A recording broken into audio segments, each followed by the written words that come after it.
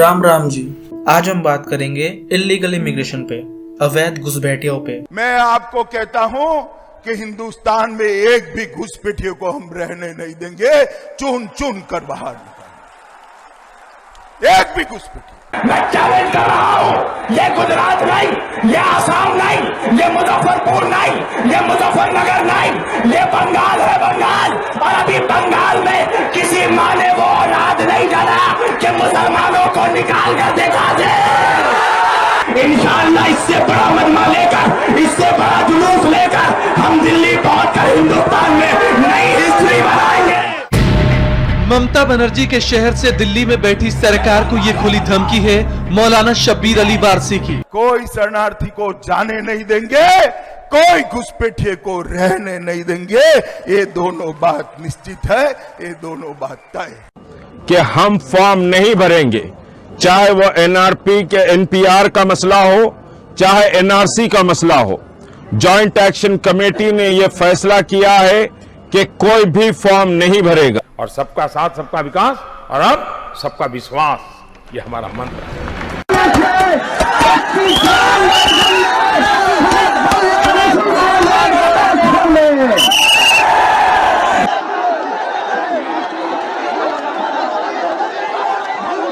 अगर हमारे नौजवान बच्चों को हमने एक दफा इशारा कर दिया और उकसा दिया तो हमारे बच्चे उनसे कई ज्यादा ताकत रखते हैं कि हम उस आदमी के औलाद हैं जिन्होंने वहां गुंबद सखरा पे खड़े होकर कहा था यहूदियों को, यहूदियों तुम्हारे पास 10 लोग हैं जो जीना चाहते हैं और मेरे पास 1 लोग है जो मौत को गले लगाना चाहते हैं।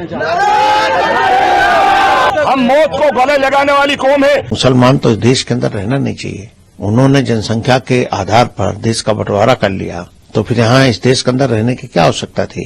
फिर उनको अलग भूभाग दे दिया गया, बांग्लादेश या पाकिस्तान जाए, यहाँ क्या काम है उनका? शिकायत तो यही है कि मुझे सिर्फ मुसलमान की नजर से देखा जाता है और गोली मारो कहा जाता है और मुझे मुल्क का गद्दार कहा जाता है। तो या तो फिर मुझे पाकिस्तान जाने को कहा जाता है।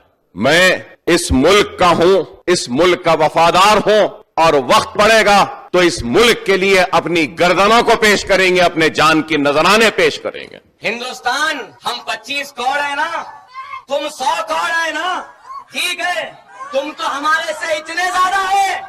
15 मिनट के लिए पुलिस को हटा लो, बता देंगे किसमें हिम्मत है, कौन ताकत है। अब तो सच बोल दे।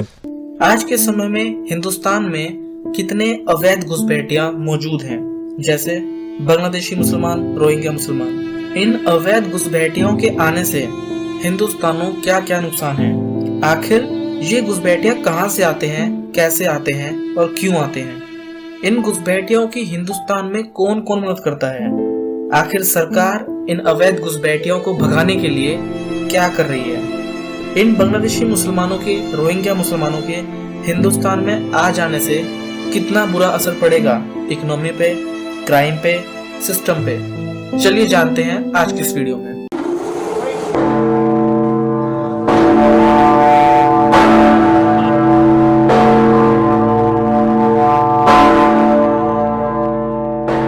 आज के समय हिंदुस्तान में करोड़ों इलीगल इमिग्रेंट्स, अवैध घुसपैठियां मौजूद हैं, जैसे रोहिंग्या मुसलमान, बांग्लादेशी मुसलमान, अफगानिस्तानी मुसलमान। हिंदुस्तान पूरे विश्व में एकमात्र ऐसा देश है जिसमें सबसे ज्यादा रेफ्यूजी रहते हैं। जिन लोगों के पास कोई लीगल डॉक्यूमेंट या वीजा ना हो उन्हें इलीगल इमिग्रेंट्स, अवैध घुसपैठियां कहते हैं। रोहिंग्या मुसलमान वे मुसलमान जो म्यांमार के रखाइन प्रांत से भगाए गए हैं। वजह, उन्होंने अपनी एक टेररिस्ट ऑर्गेनाइजेशन बना ली थी जो वहाँ के बौद्धों को और हिंदुओं को मारने का काम करती थी।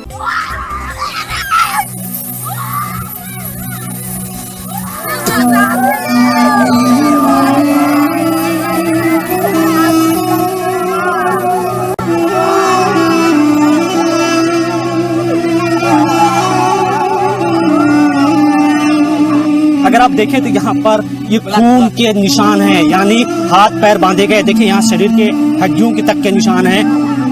जी न्यूज ने म्यांमार का वो पूरा सच दिखाया जिससे दुनिया की मीडिया नजरें चुरा रही थी। कल हमने आपको दिखाया था कि कैसे म्यांमार के रखाइन प्रांत में हिंदुओं का सामूहिक नरसंहार किया गया और उन्हें मारने के बाद जमीन में दफना दिया गया।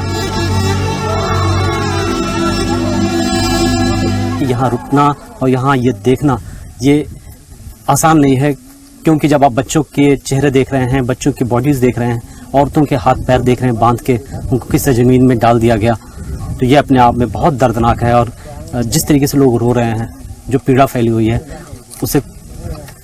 उसको बयां करना बहुत मुश्किल है। बीजेपी की गवर्नमेंट से कहना चाह रहे कि आप इसको मुसलमान की नजर से मत देखिए, ये रेफ्यूजी हैं जिनके जिस जगह से उजड़ कर आए हैं, इन पर बहुत जुल्म किया गया और आज भी जुल्म हो रहा है। हम उम्मीद करते हैं कि हुकूमत हिंद ये 40,000 रोहिंग्या मुसलमान जो दीन के एतबार से मुसलमान हैं, जो हिंदुस्तान की सरजमीन में आकर पनाह लिए हुए, हिंदुस्तान इनको पनाह देगा, हिंदुस्तान इनको पनाह देगा, हिंदुस्तान इनको इज्जत जिंदगी गुजारने के लिए मौका देगा, हिंदुस्तान इनके बच्चों की सही सलामत परवरिश की इजाजत देगा, क्योंकि हिंदुस्तान का constitution right to equality, right to life ना सिर्फ हिंदुस्तानियों पर बल्कि रेफ्यूजियों पर भी अप्लाई होता है। और मिस्टर मोदी, जब तस्लीमा नसरीन रह सकती है तो क्या रोहिंग्या नहीं रह सकता यहां पर? सूत्रों के मुताबिक पाकिस्तान के आतंकवादी संगठन बांग्लादेश के शरणार्थी शिविरों में रहने वाले रोहिंग्या मुसलमानों को आतंकवादी बना रहे हैं और उनका इस्तेमाल भी कर रहे हैं। ये बहुत खतरनाक स्थिति है। अब आप समझ गए होंगे कि रोहिंग्या मुसलमानों को भारत की सरकार एक खतरा क्यों मानती है। अगर आपको रोहिंग्या मुसलमान की परिभाषा जाननी है तो रोहिंग्या मुसलमान की परिभाषा है ये कि वे मुसलमान जो हिंदू गर्भवती महिलाओं के पेट चीरकर उनके बच्चों को आग में डाल देते थे। रोहिंग्या मुसलमान हिंदुस्तान के कई इलाकों में रहते हैं, जैसे दिल्ली, मेवात, हैदराबाद, जम्मू और बंगलोर। उनकी चेन है जी बहुत लंबी, कोई मेवात से है, कोई नूह से है, कोई दिल्ली से है, कोई कश्मीर से है।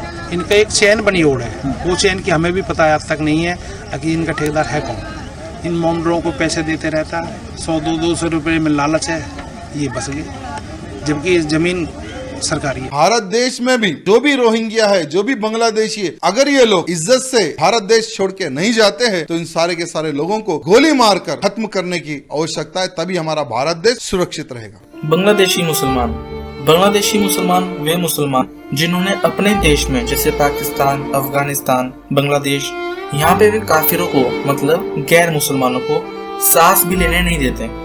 वे बांग्लादेशी मुसलमान हिंदुस्तान में लाखों की तादाद में नहीं बल्कि करोड़ों की तादाद में बसे हुए हैं और काफिरों के देश में काफिरों को दुखी कर रहे हैं। मुसलमान यहाँ पे रह रहे हैं, 25% जैसे मान लो यहाँ पे रह रहे हैं, तो यहाँ आपको दिक्कत नहीं है ना मुसलमानों को, वहाँ हिंदू को क्यों दिक्कत हो रही है? यहाँ पे चीन के भी रह रहे हैं, बांग्लादेश के भी आदमी रह रहे हैं, उनको भी हटाओ तो हम पे चले जाएंगे, हम मर जाएंगे मगर नहीं जाएंगे पाकिस्तान। पाकिस्तानी हिंदुओं का कहना है कि पाकिस्तान में हिंदुओं को धर्म का पालन करने की आजादी नहीं है। वो अपना सब कुछ छोड़ सकते हैं लेकिन अपना धर्म नहीं छोड़ सकते, इसीलिए उन्होंने पाकिस्तान छोड़ दिया, लेकिन अब वो हिंदुस्तान नहीं छोड़ेंगे। धर्म नहीं है वहाँ पे, पढ़ नहीं लिख सकते, नौकरी नहीं ले सकते, ड्यूटी नहीं कर सकते। यहाँ कैसे जीते हैं आप लोग? कैसे यहाँ पे कमा रहे हैं, खा रहे हैं अपना, बच्चे सरकारी में यहाँ पढ़ रहे हैं, स्कूल में सरकारी में कर रखा है, यहाँ शांति से रहे। आपके पास तो बिजली पानी भी नहीं थी। बिजली पानी मगर हम रह सकते हैं, मगर हमारा धर्म रहेगा तो धर्म के लिए हम जान दे देंगे, क्योंकि हम हिंदू हैं। होम मिनिस्ट्री की रिपोर्ट के हिसाब से हिंदुस्तान में 1.5 करोड़ से ज्यादा बांग्लादेशी मुसलमान बसे हुए हैं, अवैध घुसपैठिया। हिंदुस्तान में हर साल 3 लाख से ज्यादा बांग्लादेशी घुसपैठिया आ रहे हैं। बात असम में भारतीय सीमा पर घुसपैठ की, सिलचर बॉर्डर पर गांधी से बांग्लादेशी घुसपैठ की देखिए तस्वीर आपके सामने मौजूद है। तस्वीर में आप देख सकते हैं कि तारों की बाढ़ के नीचे से कैसे घुसपैठ हो रही है।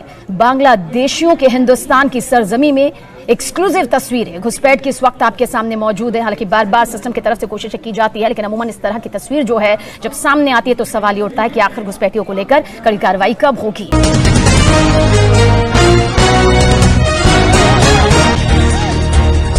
वे सभी इलीगल इमिग्रेंट्स, अवैध घुसपैठिया बॉर्डर के आसपास रहते हैं।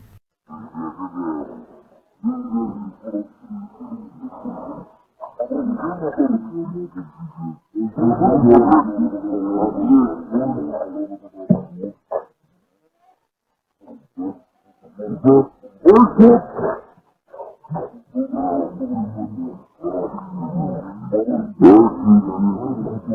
बहुत से दिल्ली में, मेवात में, बेंगलोर में, हैदराबाद में रहते हैं। बर्मा से जो बॉर्डर है वो आसाम या जो सेवन सिस्टर्स का जो एरिया है वहां पे वो Assam. How come Rohingya immigrants can come and settled in Jammu? 2300 kilometre दूर, बीच में बिहार आ रहा है, यूपी आ रहा है, दिल्ली आ रहा है, हरियाणा आ रहा है, पंजाब आ रहा है, और फिर वो आके जम्मू में बस रहे हैं। और एक नहीं, इतनी बड़ी तादाद, और किसी को पता ही नहीं चल रहा है। तो क्यों? और ये किसने करवाया? और आके बस ही नहीं रहे। उनको जब वोटर आईडी कार्ड मिल रहा है, उनको आधार कार्ड मिल रहा है, उनको बिजली पानी इनके कनेक्शन मिल रहे हैं, तो इसका मतलब है कि देश में कुछ लोग इन लोगों को लाके वहां पे इसलिए बसाना चाह रहे हैं कि उनको वोट मिल सके और वो इनको अपने राजनीतिक फायदे के लिए यूज कर सकें। बर्मा से सीधा उठा के 2300 किलोमीटर दूर ले जाके बेंगलोर या जम्मू में बसा देंगे उनको, और उनको राशन कार्ड दे देंगे, आधार कार्ड दे देंगे। हिंदुस्तान में रह रहे अवैध घुसपैठियों ने अपने फर्जी आधार कार्ड, फर्जी पैन कार्ड और फर्जी राशन कार्ड बनवा रखे हैं। बहुत से अवैध घुसपैठिए जैसे रोहिंग्या मुसलमान, बांग्लादेशी मुसलमान, इनके फर्जी आधार कार्ड में फर्जी नाम है, हिंदुओं का नाम है, ताकि ये आराम से हिंदुओं के बीच में घुल मिल सके। 2019 के सर्वे के हिसाब से उत्तर प्रदेश के मथुरा, वृंदावन के काफी सारे आश्रमों में बांग्लादेशी मुसलमान, रोहिंग्या मुसलमान शरण लिए हुए हैं, क्योंकि उनके आधार कार्ड पर फर्जी नाम है। और मथुरा वृंदावन इसलिए क्योंकि मथुरा उत्तर प्रदेश, राजस्थान और दिल्ली के बॉर्डर से मिला हुआ है, वहाँ से भागने में आसानी होती है। अब आपको दिखाते हैं गौ तस्करी की सबसे खतरनाक तस्वीर। ये तस्वीर आई है भारत बांग्लादेश बॉर्डर से। केले के तनों के बीच गाय की गर्दन फंसी है। ध्यान से देखिए, 3 केले के तने हैं और उनके बीच 2 गायों का सिर नजर आ रहा है। असहाय बेजुबान नदी में ढकेल दी गई हैं। शुक्रिया अदा कीजिए बॉर्डर सिक्योरिटी फोर्स के जवानों का, जिन्होंने इन बेजुबानों को तस्करों के चंगुल से बचा लिया।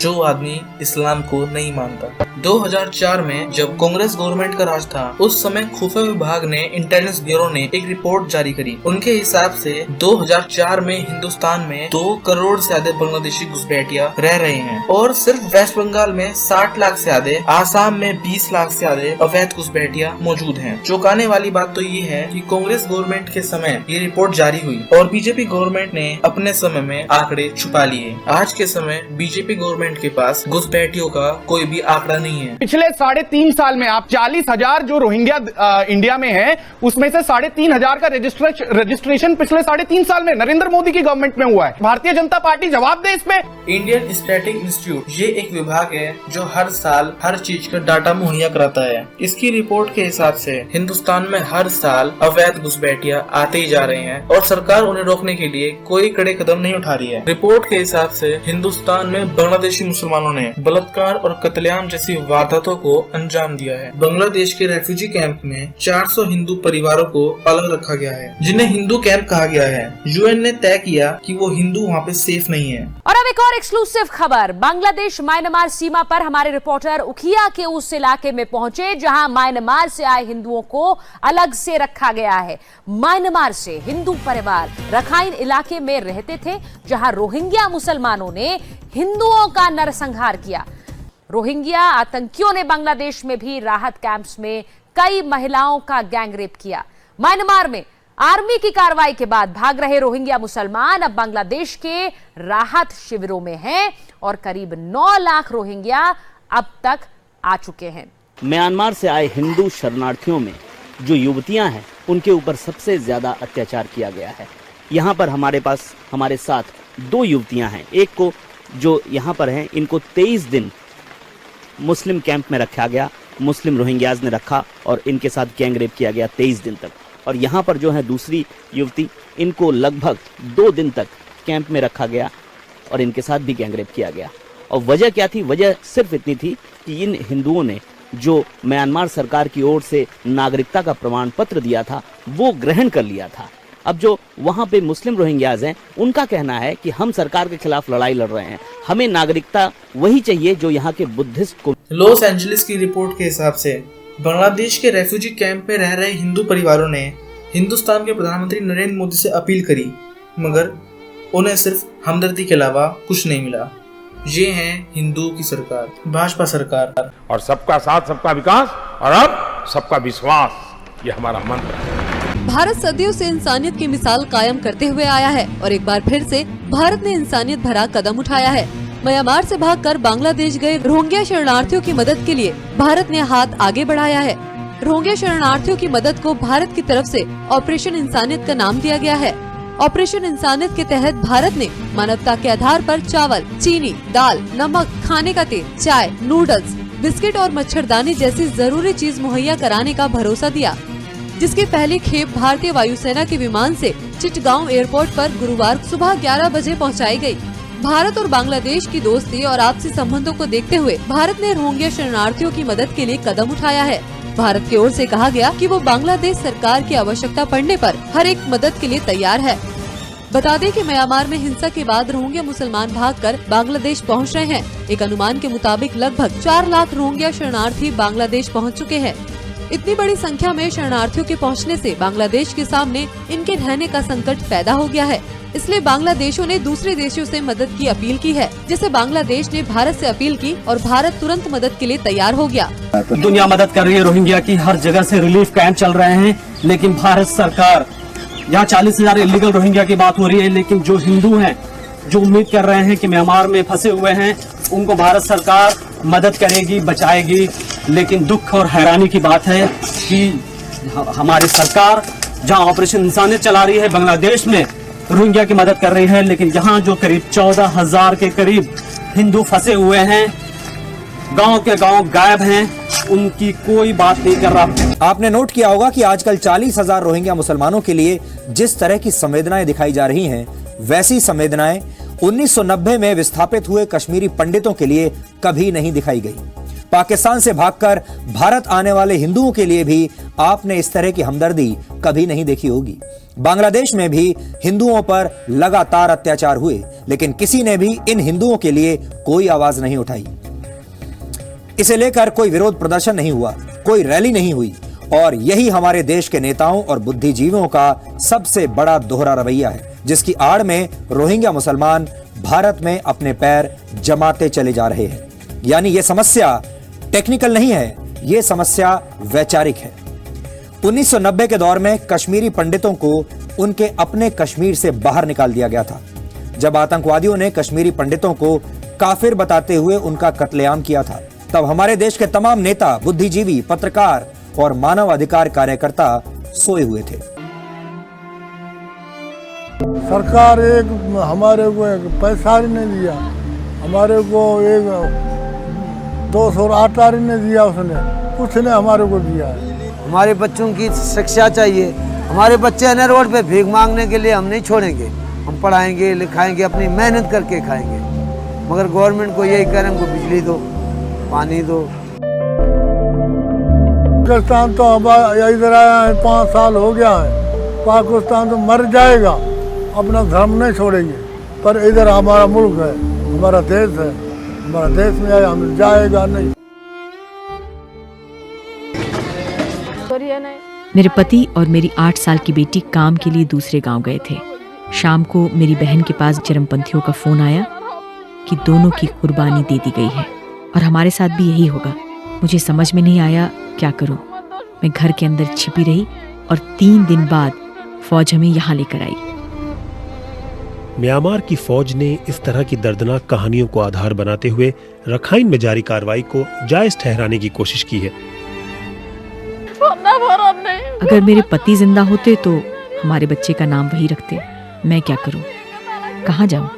मेरी बेटी और पति की लाश तक नहीं मिली है। क्या उन्हें ढूंढने में आप मेरी मदद करेंगे?